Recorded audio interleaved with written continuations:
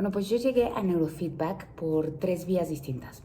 Primero, a una de mis hijas, a mi hija menor, empezó con un tema médico y después de buscar por miles de lugares, medicina, alópata, homeopatía, bueno, todo lo que se puedan imaginar, el médico, al final el gastroenterólogo, dio un diagnóstico muy acertado y resulta que para ese diagnóstico una de las principales recomendaciones médicas era hacer neurofeedback.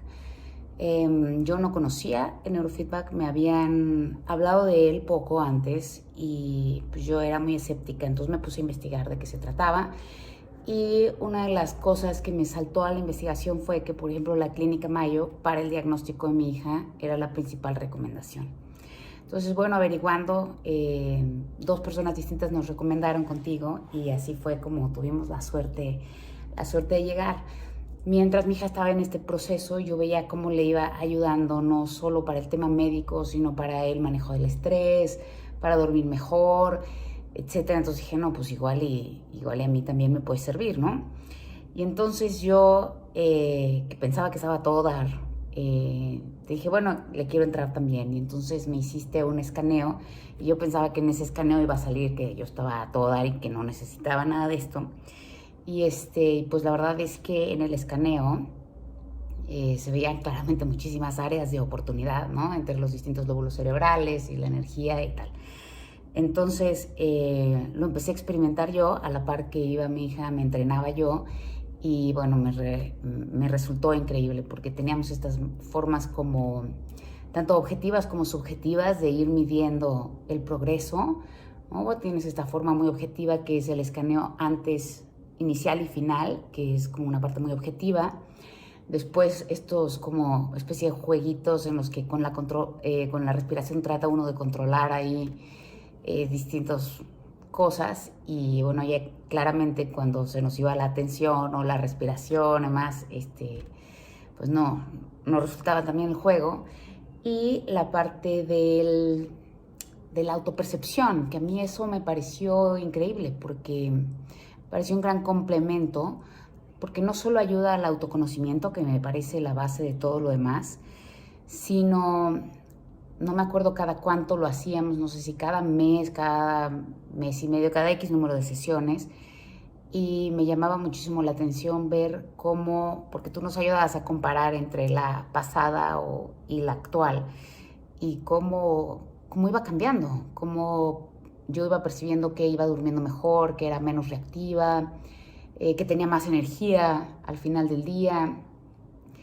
Y con respecto a mi hija, contestaba, como es menor de edad, contestaba ella su autopercepción y yo también. Y era lindo ver cómo aún como un observador externo que yo soy de ella, cómo coincidían.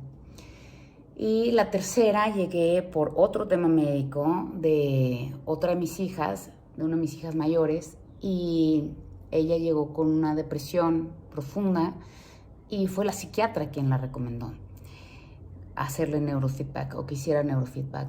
Y yo creo que fue en ella en quien más cambios noté, y ella también.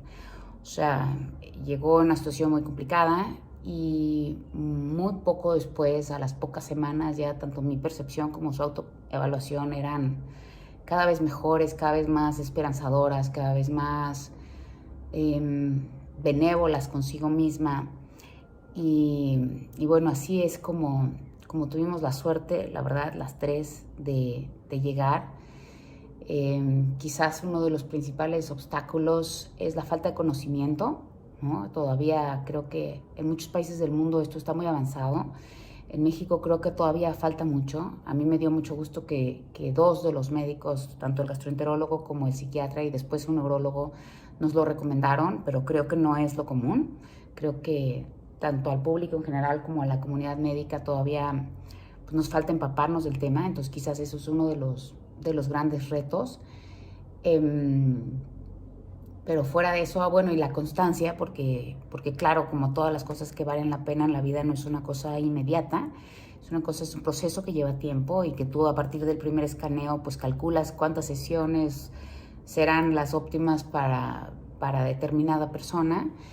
Y pues bueno, ese apego tanto y esa constancia a las sesiones y a las respiraciones y a las distintas cosas que nos vas compartiendo sobre la marcha, creo que son otro reto importante, ¿no? Y la paciencia de entender que los cambios no se dan de la noche a la mañana.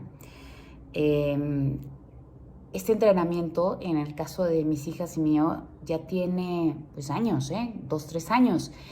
Y la verdad es que los resultados se han mantenido en el tiempo. Y eso es una pues, de las ventajas más grandes que yo le veo. Y también al paso del tiempo, creo que es importante recalcar que en el caso de mis hijas llegaron por un tema médico, ¿no? Estábamos buscando una solución a un problema determinado. En el caso mío no, en el caso mío yo creí que no tenía necesidad de hacerlo y sin embargo le vi muchísimos beneficios. Así que creo que tanto para temas médicos, para los que puede estar recomendado, como para quien quiere mejorar su calidad de vida, desde dormir mejor, desde entender mejor cómo funciona su cerebro, qué necesita, qué no, cuál es la relación con la respiración. Creo que es una oportunidad de crecimiento y de desarrollo que tanto en lo individual como en nuestro caso, que 3 de 5 lo probamos, creo que como sistema también es importante hacerlo. Me imagino que en equipos de trabajo también puede tener un impacto súper positivo.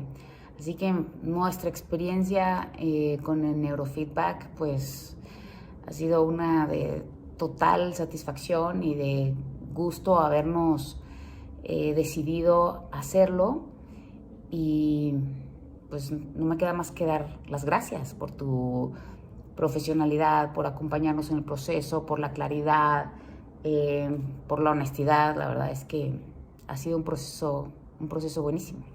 Gracias.